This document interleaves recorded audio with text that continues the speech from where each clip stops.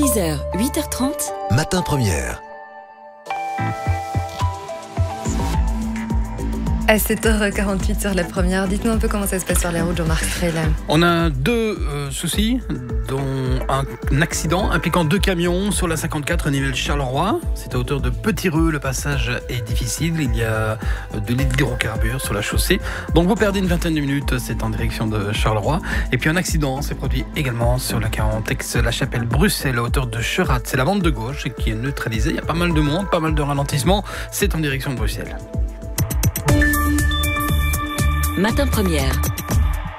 Vous avez peut-être entendu parler de cancel culture récemment, cette culture de l'annulation, s'il fallait la traduire littéralement, et qui consiste à dénoncer publiquement sur Internet.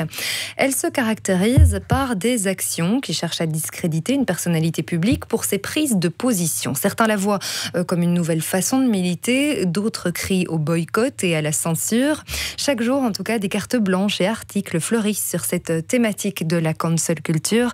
C'est que les attaques en règle sur les réseaux sociaux deviennent légion et que cette culture de la dénonciation publique tend parfois à flirter avec le harcèlement. Concept controversé, donc pratique qui semble avoir ses limites, et on en parle ce matin avec Marie Pelletier, essayiste, professeure d'histoire à l'Institut supérieur de pédagogie Galilée à Bruxelles. Marie Pelletier, vous travaillez aussi sur les questions du complotisme et votre dernier ouvrage Obsession dans les coulisses du récit complotiste vient d'ailleurs de paraître. Bonjour et merci de nous avoir rejoints dans Matin Première. Bonjour. Alors selon vous, Marie Pelletier, la cancel culture, c'est du militantisme ou c'est du harcèlement ? On assiste en tout cas à un climat extrêmement confus autour de ces notions. Je pense que c'est important de remettre un petit peu de perspective et de voir d'où vient le concept de cancel culture. Il vient du contexte américain notamment, où en fait depuis déjà une quinzaine ou une vingtaine d'années, on a une expression émergente de la voix des minorités. Quand je dis les minorités, c'est les minorités sexuelles, ce sont les femmes, ce sont les minorités raciales, etc. Raciales entre guillemets, disons les minorités culturelles, disons plutôt, qui prennent de plus en plus de place, qui revendiquent une parole dans le débat public et qui s'attaquent en quelque sorte à la parole des dominants ou des privilégiés.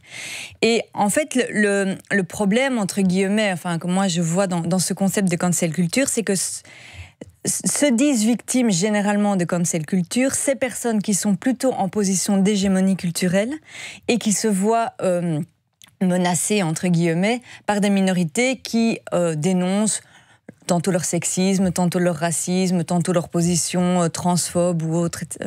Ça peut se décliner sur beaucoup de sujets. Et donc, effectivement, c'est très compliqué parce qu'on est dans un climat où on ne sait plus très bien qui est la victime, qui est le coupable, qui est victime de harcèlement, qui est le moteur du harcèlement. Et on voit des acteurs dans le débat public qui jouent beaucoup sur cette confusion. Est-ce qu'on peut prendre un exemple pour vraiment éclairer nos auditeurs d'une personne ou d'un mouvement dit cancelé ou... Oui. Je pense que l'exemple le plus massif et le plus marquant de ces derniers mois et années, c'est le mouvement MeToo, qui a été beaucoup accusé, entre guillemets, de faire de la cancel culture. Parce que ce sont là des minorités, les femmes, qui ont fait cette dénonciation publique via les réseaux sociaux. Voilà, c'est-à-dire que MeToo, c'est vraiment le tout début de la libération de la parole des femmes. Moi, j'insiste toujours sur cette notion de tout début, parce que je pense vraiment que notamment les hommes de notre génération, de la génération au-dessus de nous, ne mesurent pas qu'en fait, on n'a encore rien dit sur la question des violences faites aux femmes. On commence seulement à s'exprimer, et sur la question de la domination machiste. Et le mouvement MeToo, c'est un appel. Alors, on peut questionner la méthode. Moi, ça, j'ai pas de souci avec ça. Mais c'est un appel, effectivement, à nommer les agresseurs ou les personnes qui ont commis des violences sexuelles, à les nommer en ligne. Et à les dénoncer donc publiquement. C'est vraiment cette notion de dénonciation qui est au cœur de la cancel culture. C'est ça, c'est le fait de désigner des personnes et de dire ce qu'elles ont commis envers les victimes. Sauf que, comme vous l'expliquiez, ces personnes qui ont été dénoncées ont bien souvent elles-mêmes crié au harcèlement. Voilà, alors c'est vraiment là et pour le moment on voit vraiment à quel point cette confusion atteint son degré de paroxysme. C'est que comme ces personnes sont dénoncées pour des agissements qui sont problématiques et qu'elles sont dénoncées aussi dans un rapport de domination, je pense que ça c'est très important à rappeler, c'est qu'elles sont dans une position généralement dominante, que ce soit au niveau culturel, que ce soit au niveau socio-économique, etc. Et des militants dénoncent leurs agissements. Et leur manière généralement de se défendre, c'est de dire, vous voyez, maintenant, je ne peux plus rien dire. Vous voyez, maintenant, je suis harcelée. J'ai une meute d'anonymes qui m'insultent sur les réseaux sociaux, etc. Or, souvent, elles sont elles-mêmes accusées de harcèlement. Donc on a un espèce de jeu de miroir qui fait que si on ne remet pas du politique, si on ne remet pas justement en perspective ces rapports de domination, donc qui est dominant, qui est dominé, et les dominations elles sont multiples, hein. Elles ne sont pas toujours unilatérales et elles concernent beaucoup de sujets. C'est impossible de se positionner de manière juste sur ces questions. Je parlais d'actions qui cherchent donc à discréditer une personnalité publique pour ses prises de position. Vous parlez d'effet meute. Est-ce qu'on peut parler d'actions concertées ? Alors ça aussi c'est très intéressant parce qu'on voit à quel point l'imaginaire conspirationniste a gagné beaucoup d'esprit et est devenu aussi un argument en quelque sorte. C'est qu'on imagine souvent que derrière ces dénonciations, il y a concertation ou il y a en quelque sorte organisation.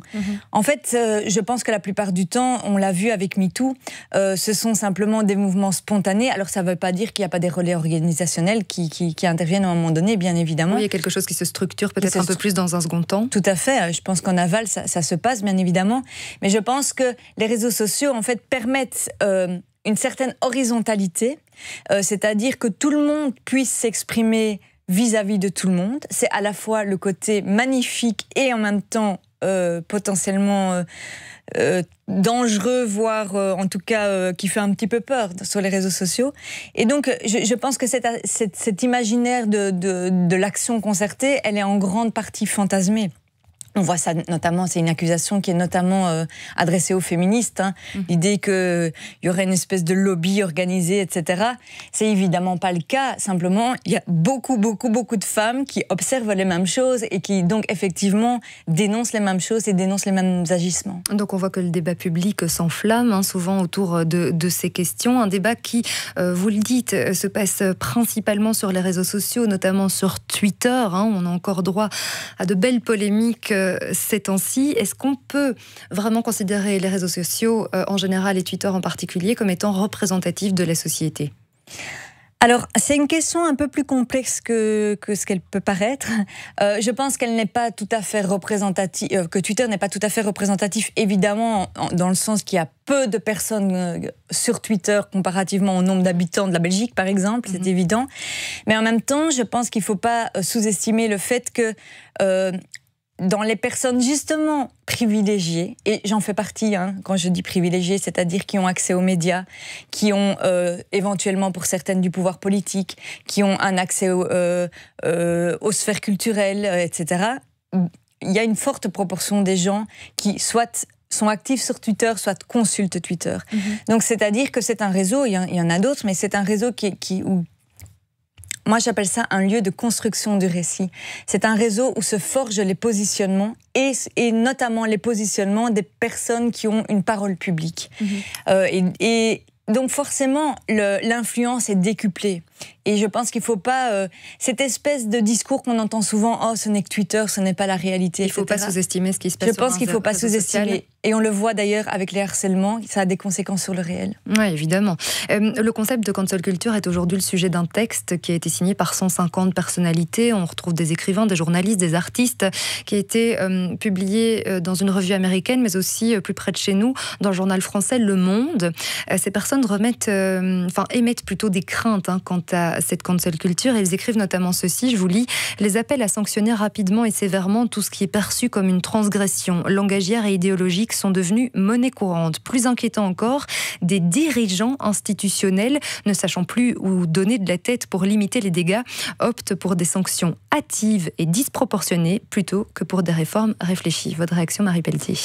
Alors en fait, cette tribune, donc, est une tribune qui à la base effectivement a été publiée en anglais puis traduite dans Le Monde, rassemble effectivement, c'est ça qui est intéressant, elle rassemble des personnalités du monde culturel, du monde de l'édition, du monde médiatique, etc., qui craignent d'être victimes de la cancel culture ou qui se disent victimes de la cancel culture parce qu'elles ont été justement accusées, entre guillemets, d'agissements répréhensibles, par exemple de propos transphobes, de propos sexistes, etc.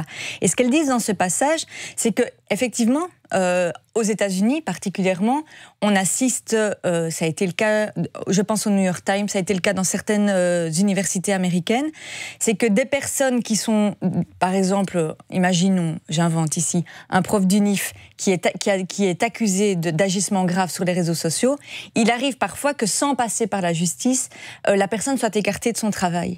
Et donc ça peut poser problème. Et en soi, on peut tout à fait le questionner. Mais je voudrais rappeler qu'en fait, la toute grande majorité des personnes qui sont accusées en ligne d'agissements graves n'ont pas de conséquences dans le réel. C'est-à-dire qu'il ne faut pas prendre ces quelques exemples un peu extrêmes comme représentatifs de toute la réalité. Je voudrais juste, par exemple, donner un tout petit exemple. Rapidement. Très rapidement.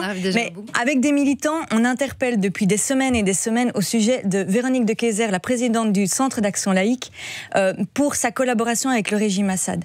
Nous n'avons aucune réaction, ni médiatique, ni politique, ni ducale. Ce que je veux dire, c'est qu'il y a toute une série d'accusations argumentées, étayées, qui ne sont pas du harcèlement, qui n'ont pas de réponse.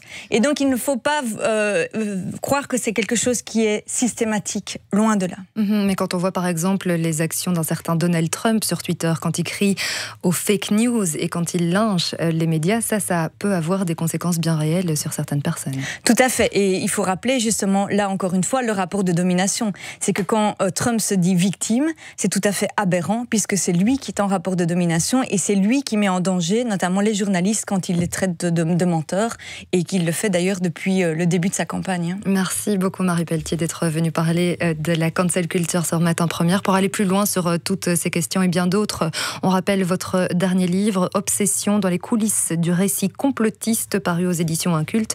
Merci Marie Pelletier et bonne journée.